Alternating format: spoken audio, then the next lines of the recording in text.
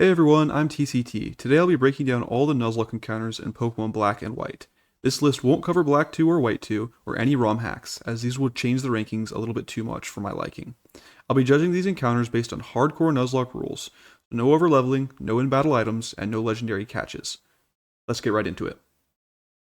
Before we jump into ranking Pokemon, I want to talk about a couple of the most important fights of the game, some of the run-ending ones and some of the ones you just kind of need to be aware of that will impact some of my ratings. So the first one I want to talk about real quick is the Lenora fight. Uh, with her fight, the really thing you have to watch out for is the Watchog. It is really fast, it has Hypnosis, and it's this move right here, Retaliate. This one will kill a lot of Pokemon that you have encountered in the early game. I think there's only like 2 or 3 that can just tank this move. And yeah, it's pretty fast. It can do a lot of damage to your team. You kind of need to be prepared for it. And just especially this Retaliate move after you've knocked out the Herdier, you need to be ready for that, or you will take some losses. The next one is Elisa. She isn't a run-ending one, just like Lenora, but I do think you need to be prepared for her. The Volt Switch kind of strat, where she's always switching her Pokemon in and out, can be really, really annoying to deal with. You really want a ground type before this fight, and that will play a little bit of a part into some of the rankings, because if you can get a ground type, this fight becomes a lot easier just because you can bait out moves and switch Pokemon around, and you can do some things to take out these guys, which is pretty good. The big fight you need to be prepared for in the mid game is the Clay fight. This fight has a couple of things that you need to look out for. The first 2 Pokemon aren't crazy, but like the big thing that you just really need to be look out for is his Excadrill. This thing, if it gets a Horn Claws off, it'll outspeed every other Pokemon that you have, and it'll just wipe your team. You need to be prepared for it. You need to have a strategy to take it out. If you can't take it out pretty quickly, it can just run through your whole team. It is a run-ending fight. If you're not ready for it, you need to be prepared for it. And so rankings will be kind of adjusted a little bit because of this, because Pokemon that help get through this fight definitely are going to be rated a lot higher versus Pokemon who really struggle with this fight. Real quick with the Elite Four. Elite Four is a lot weaker in this game than other Pokemon games. They only have 4 Pokemon. They're not as big of a threat. However, the final battle does make up for this reduced threat. In my opinion, I think it actually outweighs this reduced threat. I think, yeah. So Elite Four aren't as scary in this game. I do want to mention real quick Drayden as well. I do think he is potentially a run-ending fight, and that's because of his Haxorus. He has Dragon Dance. The good thing is that his main damage move is Dragon Tail that he uses a lot. And he does have these 2 other moves, Slash and Assurance, but Dragon Tail is a negative priority move. And if you don't know what that means, it means that if 2 Pokemon use a move, then it will always go behind that other Pokemon unless the other Pokemon also has a negative priority move. So even though he's getting the speed and damage increase, unless he's using one of these 2 moves down here, it will always be going second, which gives you a chance if he gets a Dragon Dance or 2 off, which is very, very nice because it is still a really scary threat. You still want to take this thing out as quick as you can. Oh, just real quick with the rival fights as well. This is more like a, just to let you know, it doesn't really impact ratings that much. But if you're using a guide, just make sure to always check when the next rival fight is for this game, because there's a ton of rival fights. I think it's the most of any mainline game. Yeah, you fight these guys a lot, and sometimes, like, I know I've definitely lost Pokemon because I've been wandering around and I forget I had to fight Sharon again because I just fought him just like a couple of a route ago, and yeah, then you're fighting him again or Bianca again. It can surprise you. Just always be aware of when the next fight with these guys is, because they will steal Pokemon from your team if you're not ready. And then lastly, the final fight with N and Gestis. Yeah, this fight is really tough. I think it's one of the 3 hardest fights in all of the Pokemon games. I think N is really, really scary. He's not as scary as Gestis though, and you go right from the end fight into the Gestis fight. He does heal your Pokemon, which is nice, but if you lose any Pokemon fighting him, then the Gestis fight becomes so much harder because you've lost that Pokemon. You can't use it for the battle if you're playing with the standard Nuzlocke rules. So yeah, I think he is a very challenging fight. For this Gestis fight, I will mention, this is the big threat of it, is the Hydreigon. It's really scary, it can do a lot of damage. But with the Cofringus right here, one of the interesting things about this Pokemon is that it'll Toxic you first, unless it sees a super effective move, and then it'll spam Protect every other turn. So if you can get a setup Pokemon out, like Excadrill or Haxorus right off the bat, then this fight becomes a lot easier because you can set up some moves to increase your stats, and then you can get rid of this thing and fly through a couple other of their Pokemon as well. So there is some strategy that allows you to get through this a little bit quicker, but just be aware that it's still a pretty tough fight. So let's move into the tier list then. So starting off with the starters, what are the best starters for the game? So starting off with Superior, it has Overgrow as well as like with all the other grass type starters.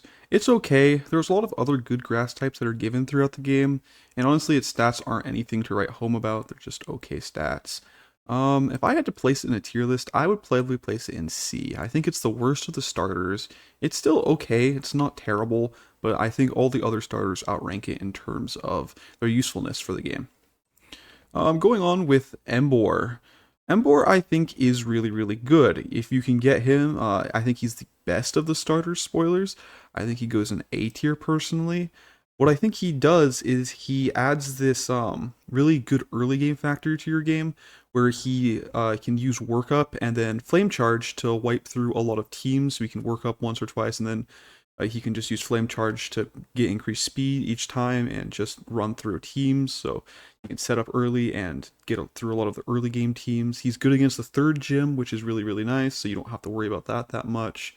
Yeah, I think he's pretty solid. He can also be used somewhat against Clay's Excadrill, which is important. I think the other two don't do as well of a time against Excadrill because he resists them.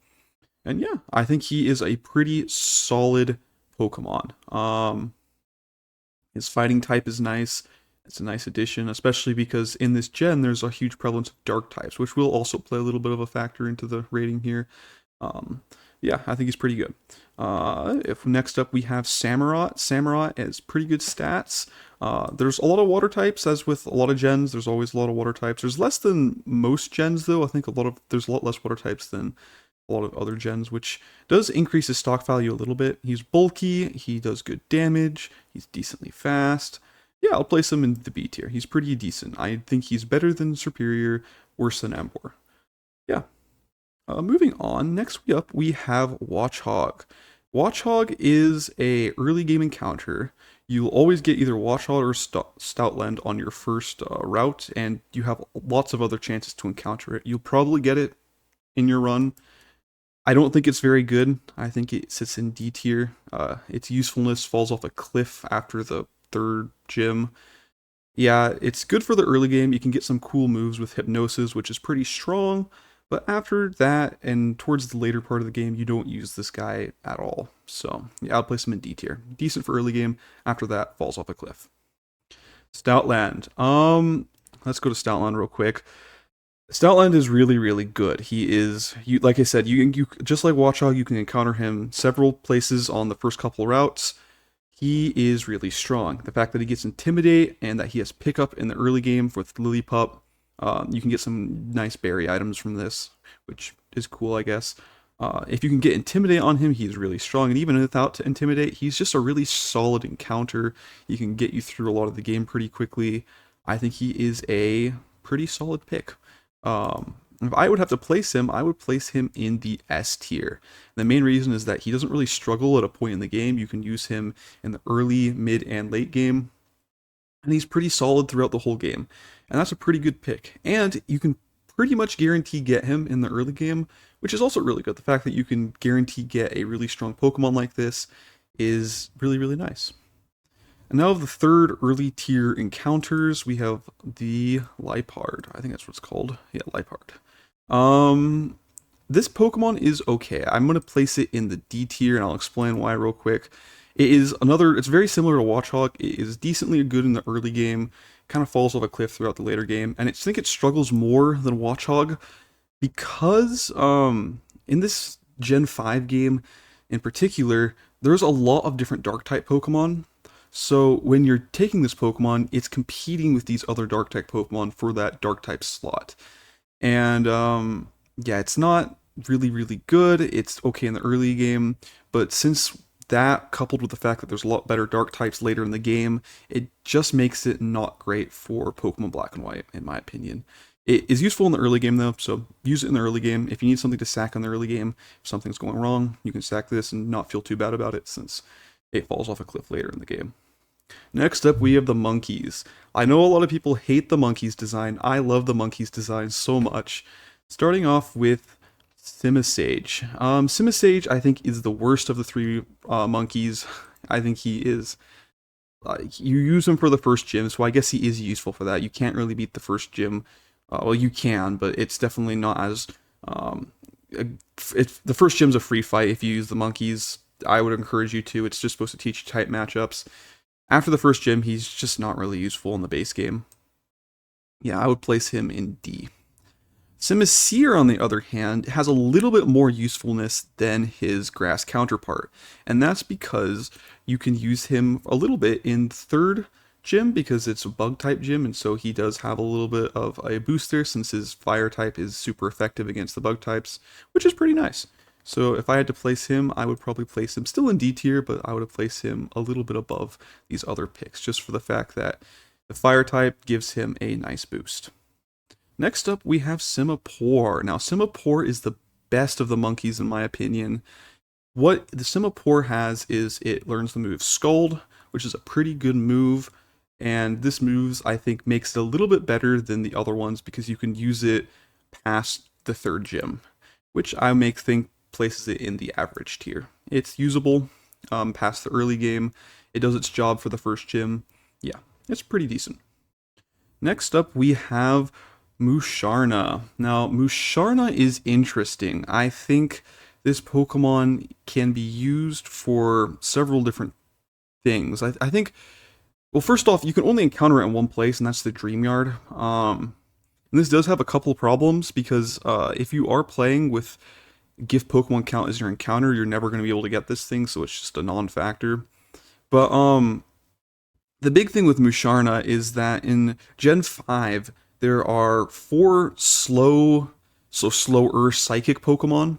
And Musharna is a slow psychic Pokemon, so it's competing for them with that slot. The thing that Musharna brings that the other ones don't have is that Musharna is a really tanky Pokemon. It's really has a really good HP, which is a little bit of an advantage over the other ones.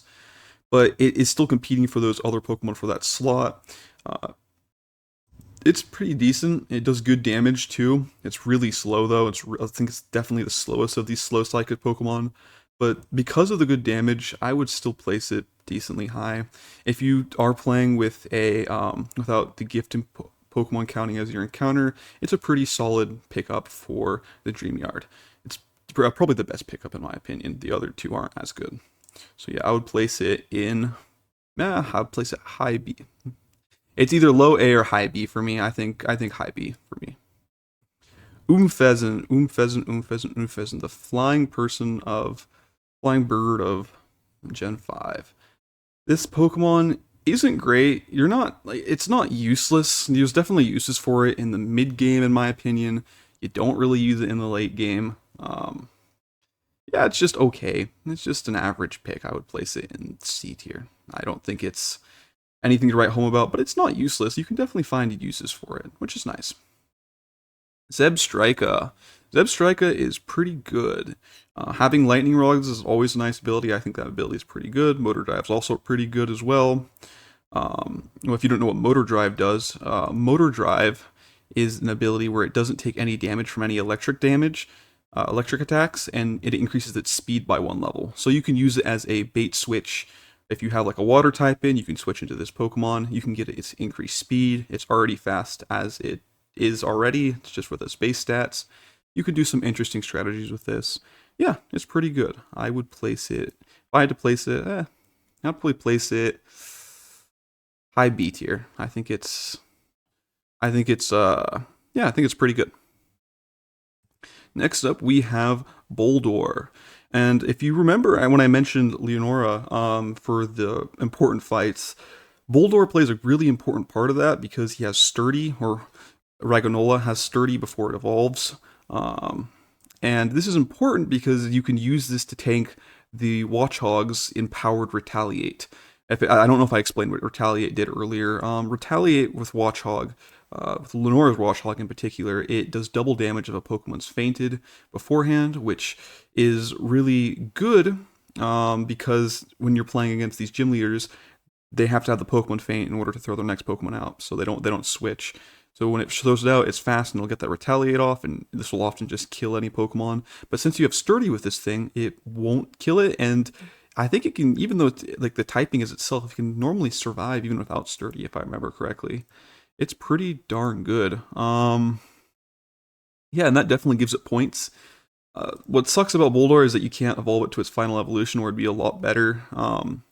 You can't, I mean, unless you're doing trade links, which I'm why I'm going to rank both of these, but Boldor does get some bonus points, however, because of the Eviolite. And the Eviolite is something you can find in before the third gym, if I remember correctly.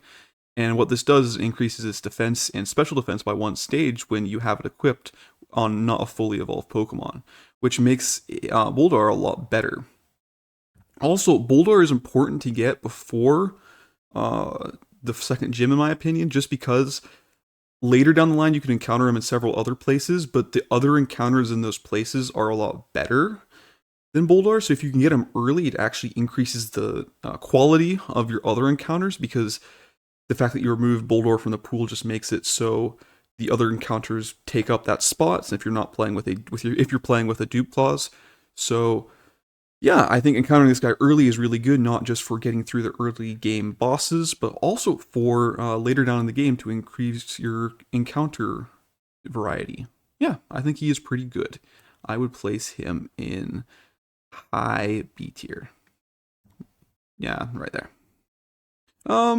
Gigalith. Gigalith is just Boldor but better. You don't use the Eviolite on him. It's pretty strong. His attacks do a lot of damage. It's pretty good. I'll place him in A tier. Swoobat. Swoobat is pretty okay. Yeah, he's just kind of mid. Yeah, I don't think he is anything to write home about. If you get it, you can use it for a couple different strategies. But I don't think it is. It's another psychic type, which I think I mentioned this earlier, but dark types are super prevalent in this game, which makes it so psychic type stock value kind of plummets a little bit. So whenever a Pokemon's psychic, they're a little less valuable because there's a lot of dark types that are just widely available throughout this game and are widely used. So that definitely hurts Swoobat a little bit. I think I'll just place it in average. You can do some stuff with it, but it's nothing that you would be super excited to get, in my opinion. Well, going from that to Excadrill is pretty funny because Excadrill is one of the best Pokemon you can get in the game, and you can guaranteed get him in the game.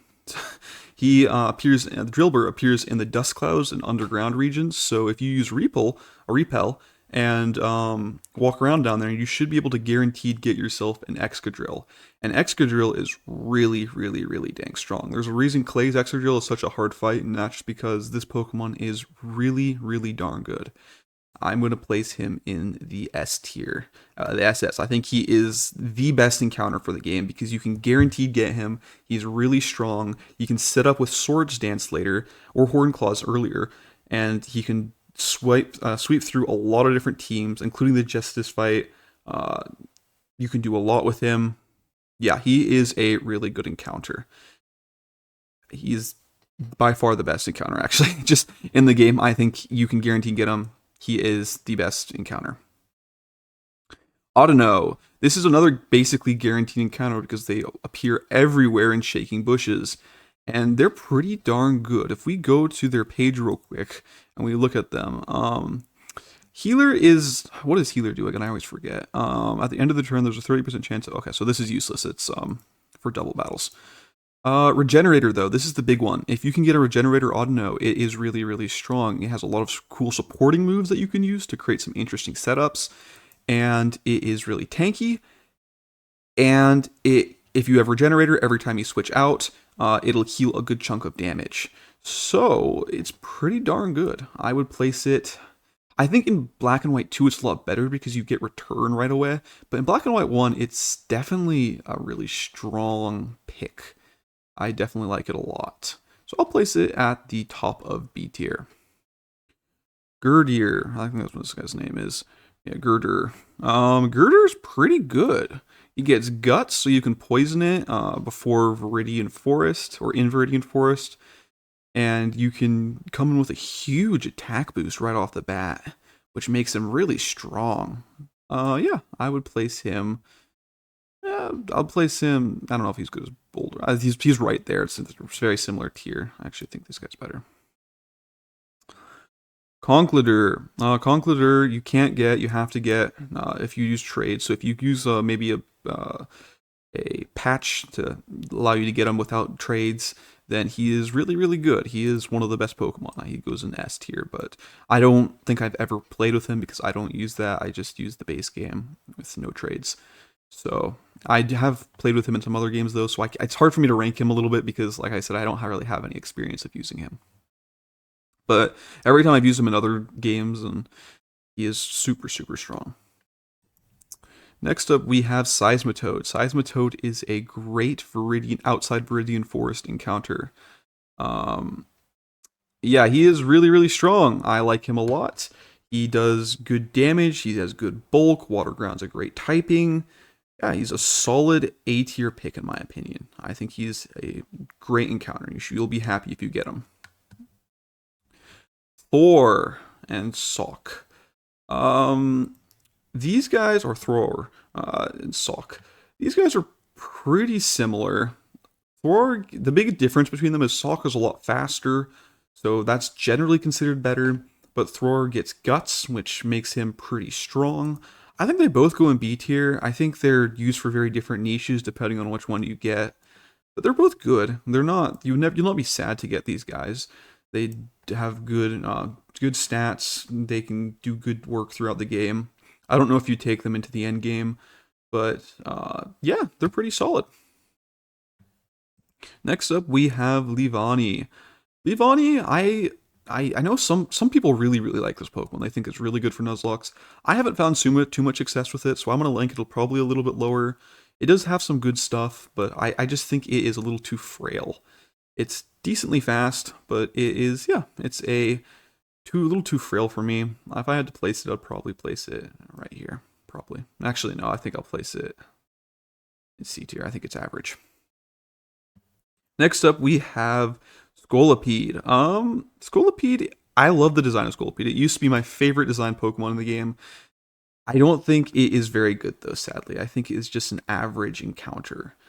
It does learn some decent moves, but I just don't think they're good enough to really make up for its typing's okay, but I just don't think the moves that it learns are strong enough to really make up for all its weaknesses.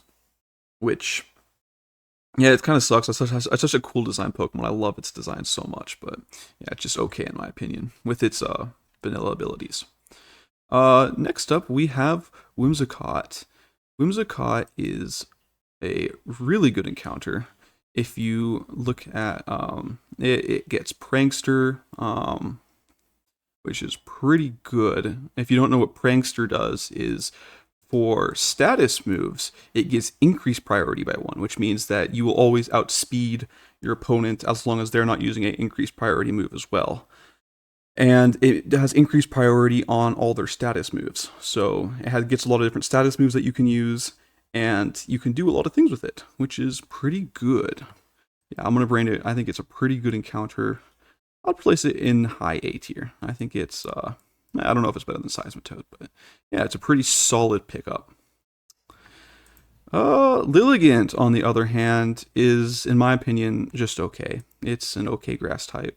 Yeah, I would be hoping for better encounters, but it's not the worst. I think it's probably down here.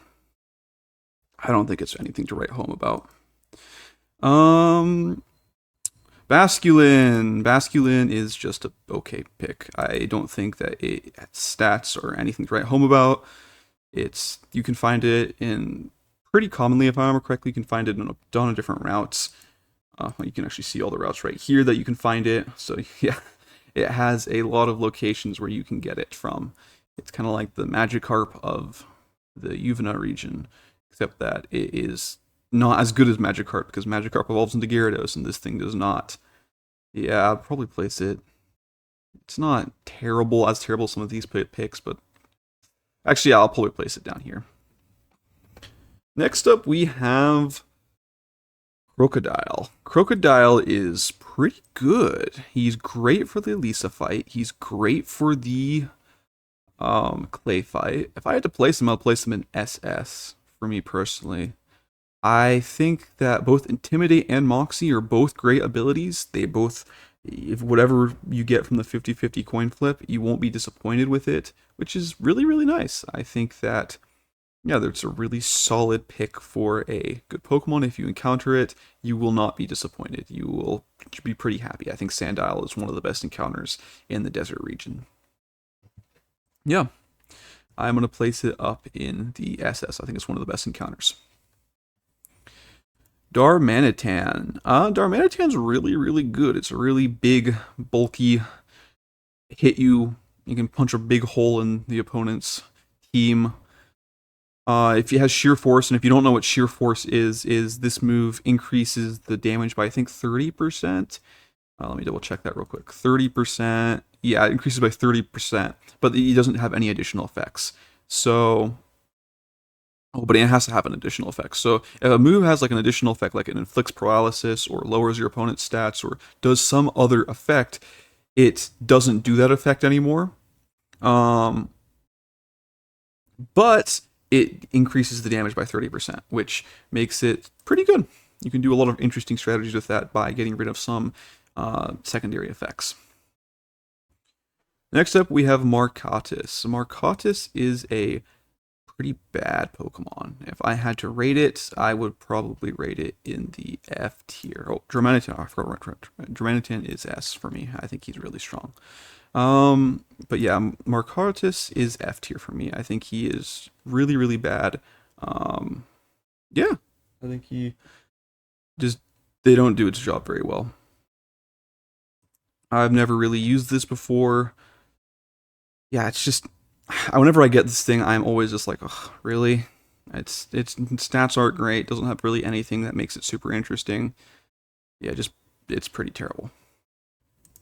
Next up, we have Crustle. Crustle's typing is not very good. Bug Rock is a pretty bad typing. It has Sturdy and Shell Armor, which are both okay passives.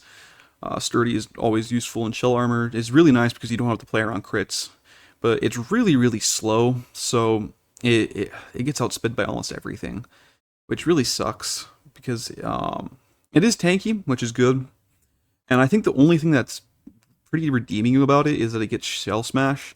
The fact that it gets Shell Smash is a really nice ability. I'll probably place it in the upper end of C. I think because of Shell Smash, which is just, I think whenever any Pokemon that has Shell Smash, just like, I think they go up a tier in my opinion. They're that definitely helps them because they can set that up and then they can use that to sweep other teams. So it's an average encounter. It's just so slow that I don't think it gets a huge hit from that. Okay, Scrafty. Scrafty is pretty good. It's another dark type that we have here. So it's competing with the other dark types, but it is a pretty good encounter in my opinion. It is really slow for, like, it doesn't look like it'd be as slow, but it's pretty darn slow. It's got good attack. Yeah, I think it's pretty solid. Yeah,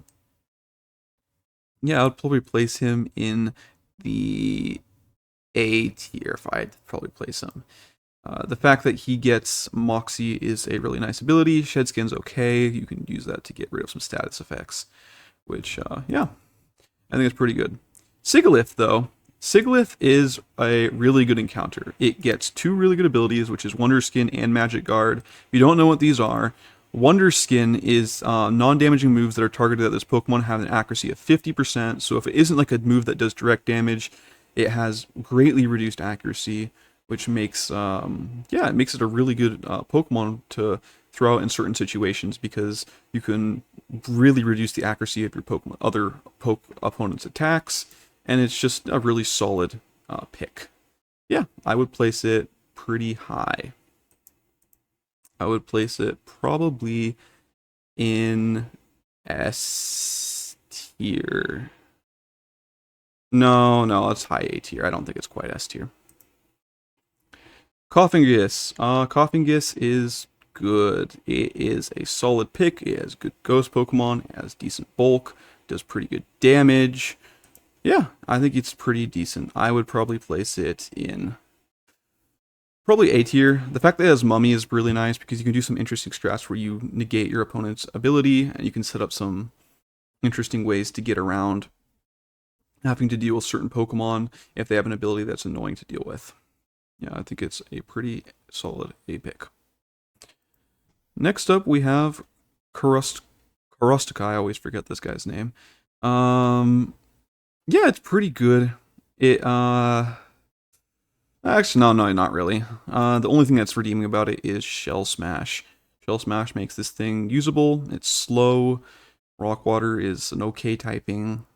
It is, yeah, it's just okay. I think it gets sturdy, right? Yeah, it gets sturdy, and then solid. I don't know what Solid Rock is. What is Solid Rock? Damage by super effective moves is reduced by 25%. Well, that's okay. That's an okay ability. Yeah, I think it's okay. If I had to place it, I would place it in, yeah, C tier probably. Archeops. Archeops is way better than our friend over here. I already forgot his name. Archeops is, I think it's S. I think some people rate this thing really low, and that's because of its passive Defeatist. What it does is it halves all its stats when it's below 50% HP, but its stats are on par with some legendaries when it's not below 50% HP. And I know what a lot of people say is, well, those get greatly reduced if you get it below half health, and that's a key word there is the word if. If is a very key word because it's really fast, so a lot of times you can use it to sweep enemy teams. It's a pretty big feast or famine Pokemon. I think it's pretty good though. I would probably place it in, yeah, I think it's S for me. Garbodor. Garbodor is garbage. Figuratively and literally. It is not a good Pokemon. If you get it, it just kind of sucks. Ugh. Yeah, he's not great. I think he's D tier. He has some interesting things with poison moves, but yeah, no, you're never excited to run into this guy. He doesn't help you a lot. You forget him before the Elise fight, which Lisa fight, it isn't super helpful there, and then it's really useless in the Clay fight because it has almost nothing that can even do anything to Excadrill. It's a pretty bad Pokemon. It falls off later in the game. Yeah. Cincino is a pretty good Pokemon. I would place it in the B tier? B tier? You could do, it has a lot of well, maybe low A tier. I'd probably place it B tier. So the thing about this Pokemon is that it has a lot of interesting setup moves. You have Encore. You can do some interesting things with Technician, which if you don't know, what Technician is when you have moves with base power up 60 or less are boosted by 50%, and you can do that with multi-hit moves. So you have multi-hit moves that are less than 50%, then that can boost their power and make them a lot stronger. Because those multi-hit moves are balanced around the fact that they hit multiple times, and so they have lower hit damage. It's pretty good with that. Cute Charm's okay as well. Yeah, it's an okay encounter. You can do some Encore strats with it to force your opponent to use the same moves over and over. You can get a Shiny Stone semi-early, if I remember correctly. I don't remember. I think it's before. I think you can get it before the 5th gym, the Shiny Stone. So, yeah, I think it's a pretty solid pickup. Next up, we have Gothitelle. This Pokemon is okay. It has Frisk, which, if you don't know what that ability does, is it reveals the foe's held item, which, if you're playing blind, it's pretty good. But it competes in kind of the same slot as I've talked about with those other slower psychic Pokemon, and there's a lot of them. Like I said, there's also a lot of prevalence of dark types, so it definitely reduces the stock. It's okay. I think its other gen equivalent is better. I would probably place it in B tier. Yeah, B tier. Riculeus. Riculeus is pretty good. It gets Magic Guard and Overcoat, which are both pretty good abilities. It still suffers from the same problems about being a slower psychic Pokemon, but it's pretty bulky. It's competing with Musharna and Gothorita for that psychic slot. Except that you can only get one or the other of these two, so I guess it's not really competing. You can only get one or the other. I think it's slightly better than its other uh, other game counterpart. I think it's A tier. It's pretty solid. You can use it in, if you get it, you'll probably use it in the end game. It's okay until you fully evolve it. Yeah, I'll probably place it A tier. End game is pretty good. Swanna. Swanna is meh. It's okay. Only good thing about it is if you're making a strategy that needs something like Swanna, you're guaranteed to get it, which is nice. On the bridge between Driftville and the whatever the electric town's called, I always forget that one's name. Yeah, it's pretty. Like if you need it, you'll always get it. It doesn't do anything super special. Yeah, it's D. It's below average. Next up, we have Vanillux. Vanillux is a ice type, and its stats are okay, but the fact that it's an ice type and its moves doesn't have any crazy abilities and its stats are just okay, I would place it in the C tier. I'll probably place it right here. It's just an okay Pokemon. Sawsbuck. Sawsbuck is pretty good. I would place it in the B tier. It has some decent coverage. You can use some grass. Normal grass is a decent typing. It has some okay abilities. Stats are pretty good.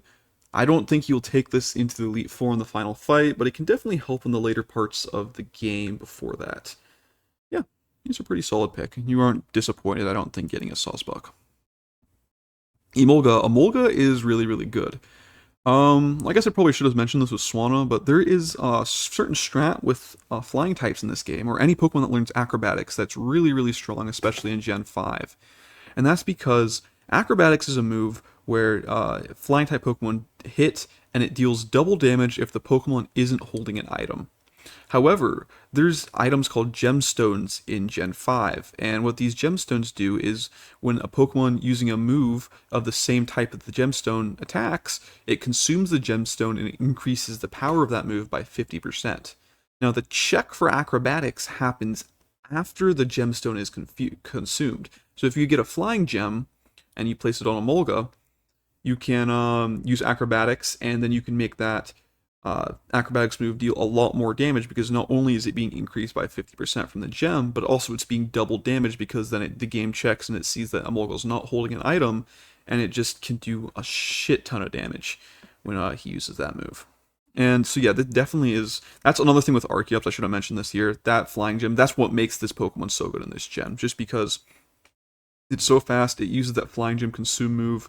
You can find these flying gems and all the gems in the dirt clouds where you find Excadrill, so they're easily farmable all over the game. You can get them early as before the second gym, which is really good. Yeah, Molga, because of that, its base stats are amazing, but it is fast and it has Volt Switch. You can use Volt Switch, you can do some interesting strategies with that. And I would place it in A tier. These two guys, I don't even need to mention them. They are F tier. If you get these two, don't use them. Their evolutions, I don't really know. I'd probably place their evolutions in A tier. I've never used them before because I don't do the trade evolutions. Yeah, I think they're just okay, but definitely keep these guys in F. Don't if you get these encounters, just consider it like a dead Pokemon. You never use them unless you have no other spots on your team. Like if you need a slot to fill and that's the only Pokemon you have left, throw it in, use it as sack fodder. They are beyond useless. Do not use them. Yeah, they're pretty bad.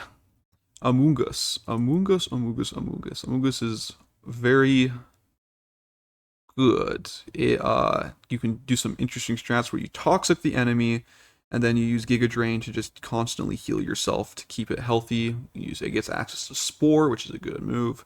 It's got pretty bulky health, and yeah, its other stats are pretty decent. It's really slow. It's a good Pokemon. I think it's pretty good. If you get it, You can guarantee get it if you want because they're the static Pokeball encounters you'll find in some of the routes before the Charged Stone Cave. Yeah, it's a solid pickup. I would place it in A tier. I'll probably place it up here.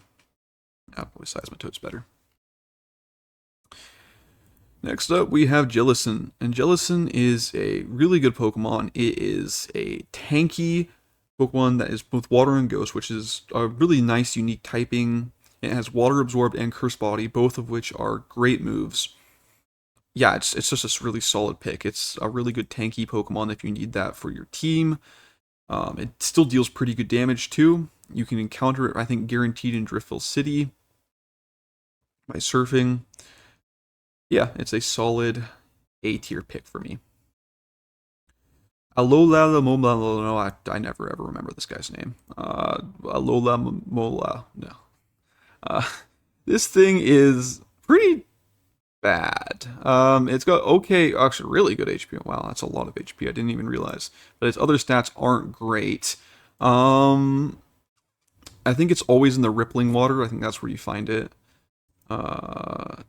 Yeah, it's not great. If you get it, it's okay. I think it's average, probably. I don't normally use this thing. I've only used it once or twice. Gargantula, or Garvantula. Oh, my bad. Sorry for the pronunciation. This thing is really good if he gets Compound Eyes. If he gets Compound Eyes, you feel really, really good about this thing because Compound Eyes increases moves accuracy by 30%, and this thing can learn Thunder, which normally has an accuracy of 70%, but with Compound Eyes, that goes up to 91% accuracy, making it a really strong move. It's really fast, it has decent special attack. It's pretty solid, yeah. I think it, if he gets on Nerve, it's a lot worse. Yeah, it feels pretty bad to get on a Nerve Garvantula, but, yeah, it's a pretty solid pickup. It is one of the Chargestone Cave pickups, though.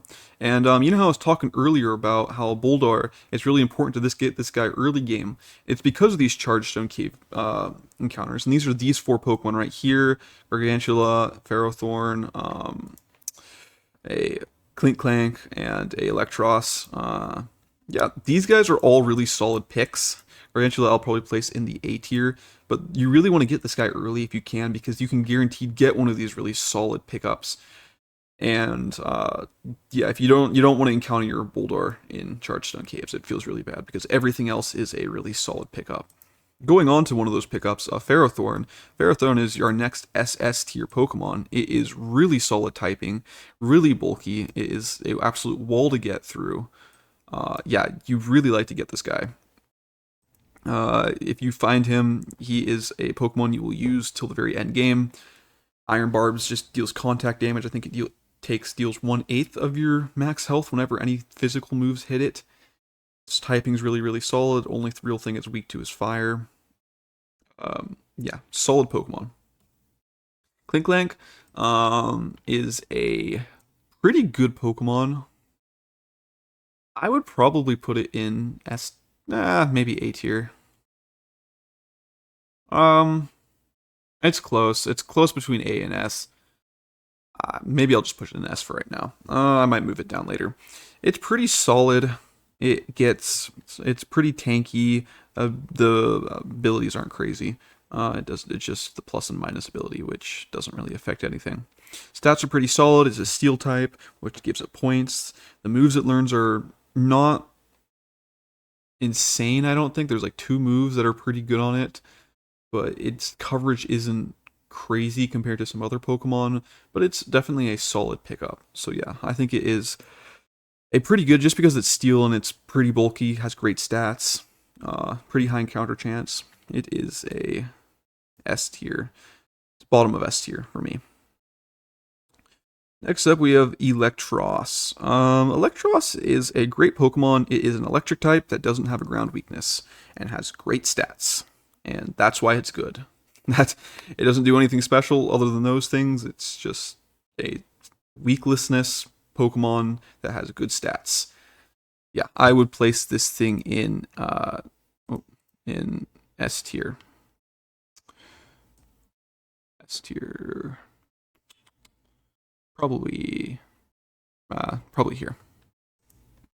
Yeah, it's pretty solid. Behem, I don't even think I've ever said this Pokemon's name out loud. Behem.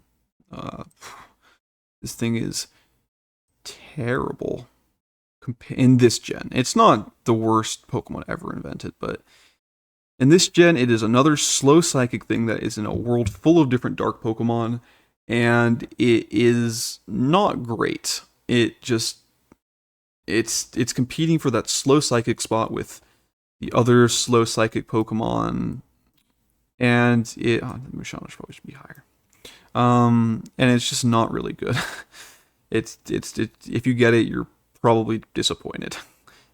You don't really use this thing. Next up, we have Chandelure. Chandelure is very, very good. If you get Flash Fire, you absorb the fire weakness, and it's immune to 3 types, which is really nice. Flame Body is also pretty good. Deal fire contact damage. Will have a chance to inflict flame whenever someone attacks it. So, yeah, it's pretty solid. I always like to get this thing. I'd probably place it in an S. You're very happy to get this encounter. Next up, we have Haxorus. Haxorus is very, very good. It is an S tier pick. Dragon Dance can into any other move, honestly. You can sweep just tons of different teams with it. It is a solid pickup. I really like it. I think Excadrill is better than it. I think I'll probably place it behind it. Just because Excadrill you can guarantee get the Haxorus, you have to go to the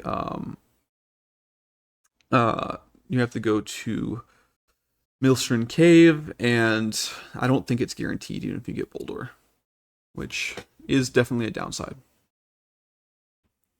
Next up, we have Beartic. Beartic is kind of bad. I would probably place it in C tier.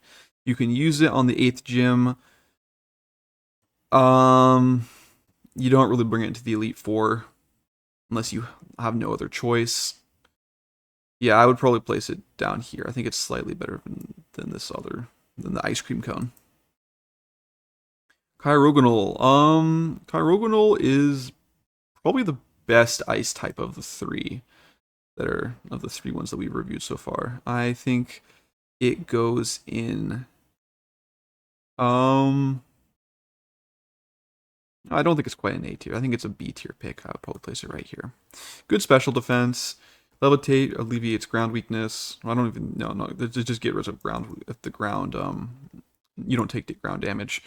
So yeah, it's pretty solid. I think if you're looking for an ice type, this is the one you want to get. Moving on, we got Stunfisk. Stunfisk is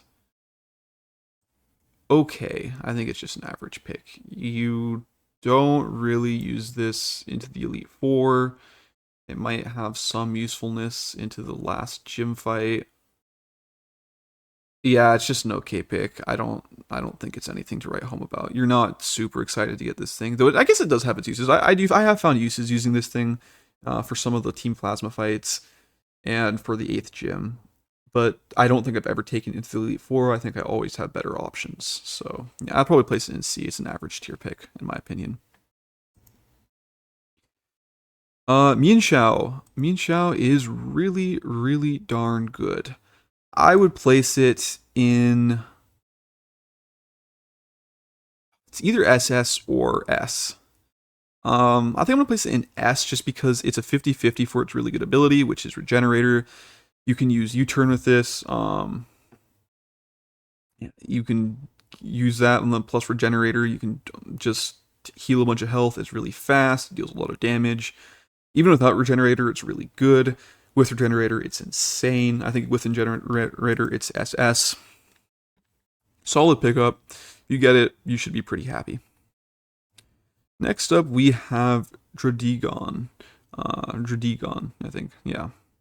Dradigon, it is a okay dragon type. It is, I think all the other dragon types are a lot better. It's rough skin, doesn't have Dragon Dance. I would probably place it. It's still a dragon type though, which means it's bulky, and rough skin can deal chip damage with its bulk. Yeah, I'll probably place it right there. Golurk. I think Golurk is pretty good. It's pretty cool typing. I like Ghost Ground. It's tanky. It's pretty slow. It's not super slow though. It definitely outspeeds some Pokemon, but the slowest. But it's yeah. I would probably place it decently high. I'd probably place it lower end of A. More like mid A probably for me. I think it's pretty solid. I've used it once on a Nuzlocke, but yeah, no, I think it's pretty good. I wish I had more experience using this thing. I just never seem to encounter it in my playthroughs. Yeah, I think it's a pretty solid Pokemon. It has good stats. I don't think you'll be disappointed to get this thing. Bouffalant. I think Bouffalant. I like the design of Bouffalant a lot, but I don't think it is insane because you get it so late. The only time you really take this would be to the Elite Four, and oftentimes you just want to use better things. So I would probably place this in C tier just for the fact that when you get it, it is a lot less useful than maybe if you had gotten it earlier in the game. Yeah, it's just okay for me. Next up, we have Heatmore. Heatmore is okay. I don't think you ever really use this guy. He's just okay. I'd probably place him in C tier as well. And then last, but definitely not least, we have Durant. Durant is pretty good. I would probably place Durant in the it's A or B. I'll probably place him in A tier. Oh, I'll give him A tier. He's got solid typing, got good moves. He is okay in terms of speed. Actually, no, he's pretty good in speed. I always thought he was slower. Oh, that's actually really solid. Maybe I'll move him up a couple of tiers. Yeah. And that's all the available Pokemon if you're playing with level caps involved like I do. If you're, I'll rank some of the other ones too real quick. Legendaries, I don't really know. I don't really ever play with legendaries, so like they would probably all be. I know Zekrom Mushroom would be S tier, Cobalion would be S tier, Trakion would be S tier, Virizion would probably be. I don't think it's quite as good. It'd probably be in A tier. These ones all evolve after the level cap, which is level 50. Braviary is pretty solid. Marowak, I think that's what's that one called? Mandibuzz is okay. Yeah, I'll just rate these real quick. This evolves super late. I think it evolves way past level cap, but if you get it, it is definitely a S tier pick.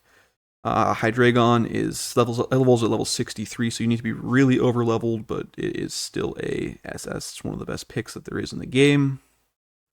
Braviary is okay. No, it's still pretty good. I'll probably place it in A. Probably right up there. Mandibuzz, I've just found not to be super useful. It's just mid. I'll probably place it in B tier. Volcarona. This thing evolves at like level 70, doesn't it? Or like something absurd. Let me look at it real quick. When does it evolve? It evolves at 59. Yeah, it's pretty late, almost as late as Hydreigon. I don't know why I thought 70, but yeah, it's good. It's a really solid pick if you're playing without level caps. If you can get it, but at that point you're so over leveled that like what's the point? Legendaries are all they'll all just be SS. And then these are the ones that are unavailable for you to get. And then these are all just alternate forms. And yeah, this would be my tier list for all the Pokemon in Pokemon Black and White. If you have any disagreements or think that these places should go in different areas, let me know. I'm always curious to hear people's thoughts. Sometimes people think of crazy strategies that I've never even thought of, or use Pokemon that I just tend not to use. And so please let me know what your thoughts are in the comments. I really appreciate reading them and thinking about them.